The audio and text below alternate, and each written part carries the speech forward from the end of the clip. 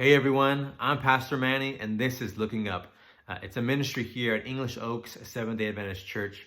And Pastor Bob and I, Sunday through Friday, are going to be sharing an encouraging thought for the day.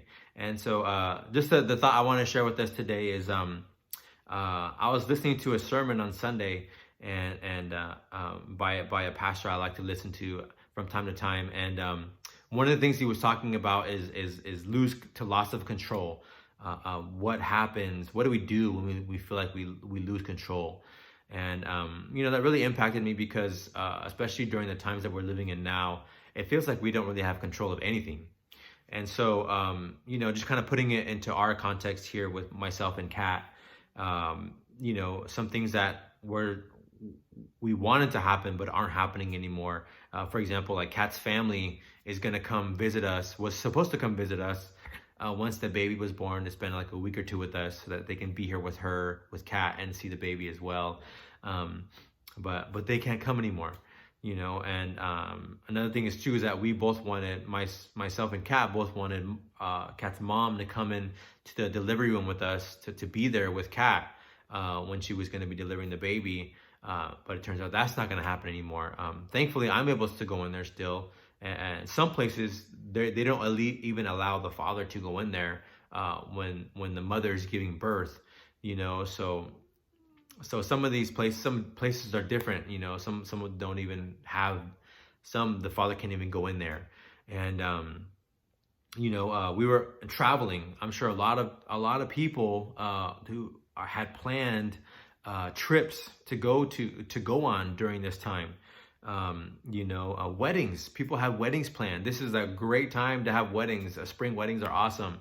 The flowers are blooming. It's sunny, and what a perfect time to have a wedding, right? But then a lot of these things aren't happening now either.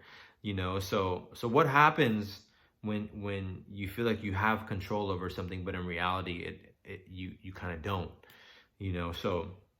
So that's kind of what the pastor was talking about, and he brought up this text, which I thought was really powerful, and just really resonates with me.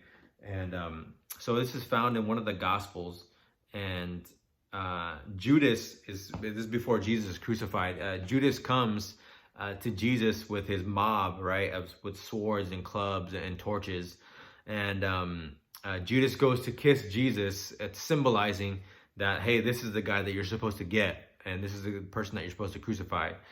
And and so Jesus doesn't fight back. He didn't respond negatively. He actually says to him, "Friend, why have you come?"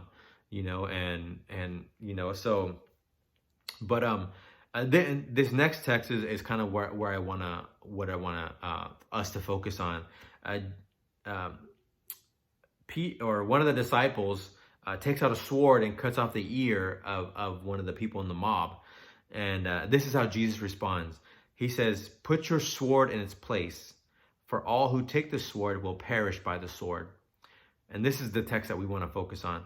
"Or do you think that I can not now pray to my Father, and he will provide me with more than 12 legions of angels? How then could the scriptures be fulfilled that it must happen thus?"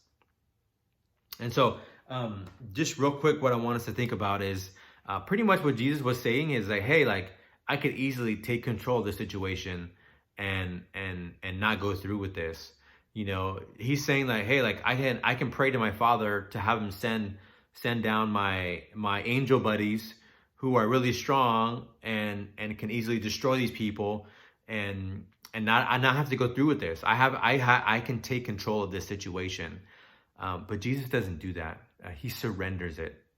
And so my question for us, for myself, is what is God asking me to surrender during this time? What do I need to surrender to God where maybe the illusion that I think I have control over something, and when in reality I don't?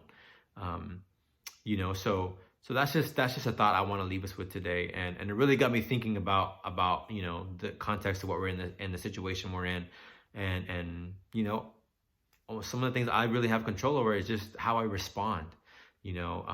How can I support my wife during this time before she's going to give birth, How can I stay connected with my church family, with my friends, with my family members? How could I help serve in my community? So these are some of the things that we have control over. Uh, um, Financially, how can I plan for the future during this time? Because I believe that's still possible, even though many people are taking a great, tremendous financial hit. And so um, what do I need to surrender to God during this time? And so that's just a thought I want to share with us.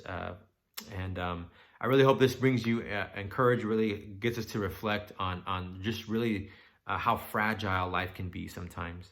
So with that being said, God bless everybody. Take care, and I hope you all have a wonderful and awesome rest of the week. All right.